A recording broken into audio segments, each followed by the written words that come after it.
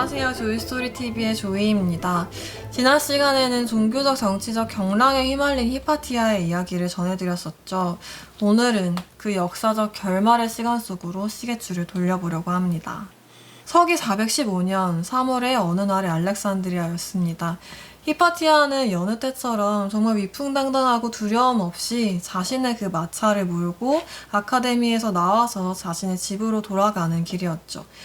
근데 그렇게 마차를 타고 돌아가는 도중에 갑작스레 어디선가 한 무리의 사람들이 나타나서 마차를 습격합니다. 기독교 광신도도들이 히파티아를 습격한 것이죠. 그 사람들은 히파티아를 마차에서 끌어내서 그녀를 알몸으로 발가벗긴 채 온 도시를 끌고 다녔습니다. 그리고 결국 케사리온 교회까지 그녀를 끌고 가서 굴껍질로 잔인하게 그녀의 피부를 벗기는 잔인한 고문을 행한 뒤에 그녀를 불석으로 집어넣었습니다. 이 끔찍하고 끔찍한 너무나 가슴 아픈 히파티아의 최후를 나타내고 있는 이 그림이 지금 제 옆에 떠오르고 있는데요.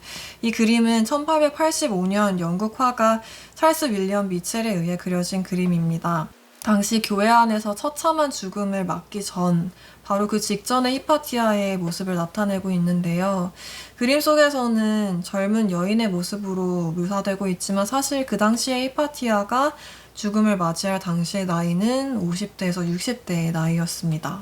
시대를 밝게 비추던 별이 그렇게 가슴 아프고 처참하게 져버렸습니다. 하지만 이 끔찍한 사건이 일어난 이후에도 키릴루스는 자신이 이 사건과 연루되어 있다는 사실을 완강하게 부인했습니다. 때문에 이 사건의 시발점이 누구였는가는 사실 불확실합니다. 왜냐하면 어떤 기록에서는 키릴루스가 이 살해 사건을 알고 있었음에도 불구하고 그저 모른 척했다라는 그런 이야기가 전해지기도 하고, 또 어떤 기록에서는 그저 어느 기독교 하위 성직자의 지도 하에서 이런 일이 벌어졌다고도 하고, 어떤 기록에서는 키릴루스의 추종자들에 의해서 이런 일들이 벌어졌다라고도 하니까요. 그래서 이런 역사적 사료를 토대로 해서는 어떤 답이 진짜다라고 확실하게 단정 지을 수 있는 것은 아니지만, 다만 키릴루스가 그 기독교인들한테 히파티아에 대한 어떤 그런 광기에 불을 지폈다라는 이야기는 곳곳에서 나타나고 있습니다. 결국 히파티아 살해 사건은 기독교 역사상 가장 처참한 오점 중에 하나로 남게 됩니다. 반면 키릴루스는 당대에 자신이 필요로 했던 그런 권력을 얻었고, 또 훗날 기독교에서는 공을 세워서 성인으로까지 추대됩니다. 자신의 종교에서는 공을 세워서 그런 성인으로까지 추대되고 그렇게 했을지라도 이교나 유대교에 대해 그렇게 무참하게 등을 돌려버렸던 건 그가 가지고 있는 그림자였죠. 한편 이 히파티아의 너무나 갑작스럽고도 가슴 아픈 죽음 이후 그 충격과 그림자는 알렉산드리아를 비롯한 지중해 세계 전반에 퍼져나갔습니다. 결국 그녀의 존재로 말미암아 빛을 발했던 알렉산드리아의 아카데미, 그 아카데미는 폐쇄되었고, 자유를 빼앗긴 학자들은 하나둘 알렉산드리아를 떠나기 시작했죠. 결국 알렉산드리아는 예전과 같은 그 지성과 학문의 전당으로서의 명성을 영영 잃어버리게 됩니다. 학문과 문화, 예술의 중심지로 빛을 발하다가 종교 정치와의 그 갈등의 소용돌이 속에서 갑작스레 역사의 새로운 한 국면을 맞게 된 알렉산드리아. 그리고 그 알렉산드리아의 상징적인 인물이었던 이 히파티아의 죽음.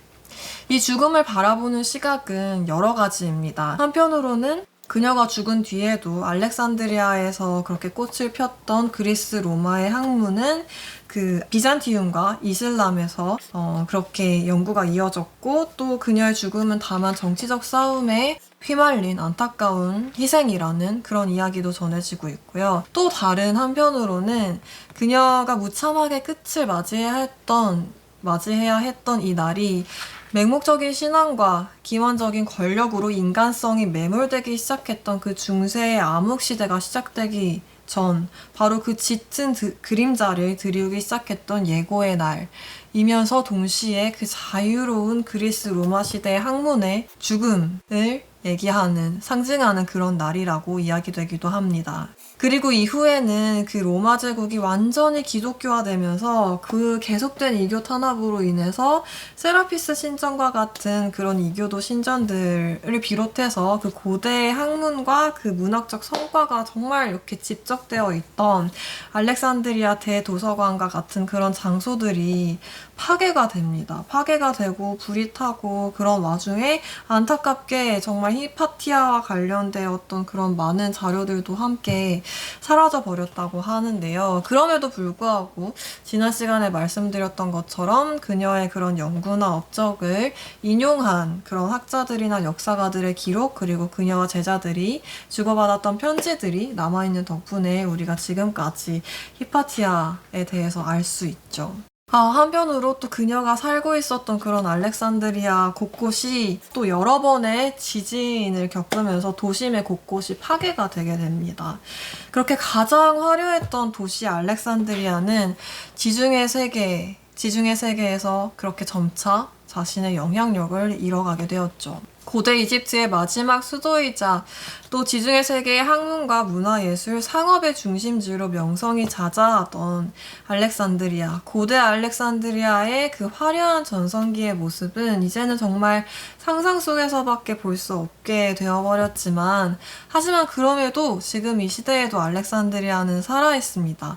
비록 여전히 현대의 알렉산드리아는 그 예전에 비해서 많이 축소되고 훼손되었지만 현대에 와서 많이 재건되었어요. 그래서 그 나일강 유역 서쪽에 여전히 그 자리를 지키고 있고, 뿐만 아니라 그 이집트의 카이로를 뒤를 이어서 제2의 도시이기도 합니다.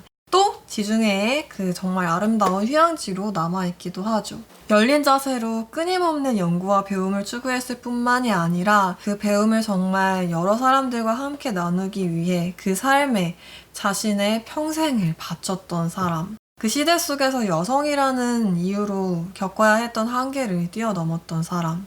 비록 정치적, 종교적 경랑에 휘말려 정말 비극적인 죽음을 맞이해야 했을지라도 그녀가 살아서 지킨 그 신념과 정말 끊임없이 그렇게 열린 자세로 추구했던 그런 배움을 추구하는 정신과 또 인간으로서의 존엄은 끝끝내 영원한 생명을 얻어서 지금 우리가 살아가고 있는 이 시대에까지도 유의미한 빛을 비춰주고 있습니다. 우리가 기억하는 역사 속 최초의 여성 수학자이자 또 철학자로서의 히파티아, 그렇게 한 시대를 대표할 정도로 정말 빛나는 지성과 미덕을 지니고 있었던 이 히파티아라는 인물은 당시에 그 자신의 시간 속에서 뿐만이 아니라 그 시간을 넘어서 그 이후에서도 여성이라는 이유로 지워질 뻔했던 그런 위기까지 넘기고 정말 뿌리 깊이 살아남아서 우리의 가슴 속에 살아있는 고귀함으로 그 1600년이라는 시간을 넘어서까지도 영영 기록되고 있습니다.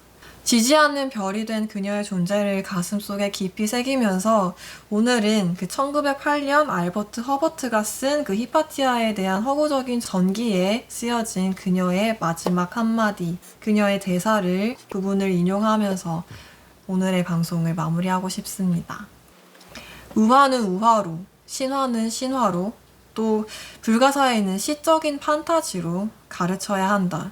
진리는 시야의 관점, 삶의 관점이기 때문에 바뀔 수 있다. 우리 한 사람 한 사람이 각자의 시대 속에서 끊임없이 겸손하고 겸허한 자세로 자신의 배움, 자신의 진리를 추구해 나가는 한 사람의 여행자가 되어갈 수 있기를 바라는 마음으로 오늘의 방송을 마치도록 하겠습니다. 지금까지 조이스토리TV의 조이였습니다. 또 만나요.